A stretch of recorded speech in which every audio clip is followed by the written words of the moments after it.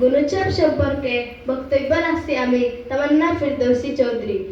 সম্মানিত অধ্যক্ষ মহোদয়, সম্মানিত শিক্ষক শিক্ষয়িত্রী মণ্ডলী, পরিচালন সমিতির কর্মকর্তা বৃন্দ, মাতৃগুটের সদস্যগণ ও আমার প্রিয় সিনিয়র জুনিয়র ছাত্রছাত্রী ভাই বোনেরা, সুধীবৃন্দ, সরকারি বিদ্যালয়গুলোতে পড়াশোনা ও শৈক্ষিক পরিবেশের গুণমান যাচাই করার লক্ষ্যে আসামের মাননীয় সরকার 2017 সাল থেকে গোটা রাজ্যের মধ্যে গুণোৎসবের সূচনা করেছে। বিদ্যালয়ে উন্নত শৈক্ষিক পরিবেশ গঠনে গুণোৎসবের গুরুত্ব অপরিসীম। সারা রাজ্যের সঙ্গে সম্পর্ক রেখে আজ আমাদের আখিরিয়া উচ্চতর মাধ্যমিক বিদ্যালয়ে গুণোৎসব উদযাপিত হচ্ছে। আমাদের মধ্যে সম্মানিত এক্সটার্নাল ইভালুয়েটর ম্যাডাম উপস্থিত হয়েছে। বিদ্যালয়ের পক্ষ থেকে উনাকে আমি উষ্ণ অভিনন্দন ও সুস্বাগতম জানাই।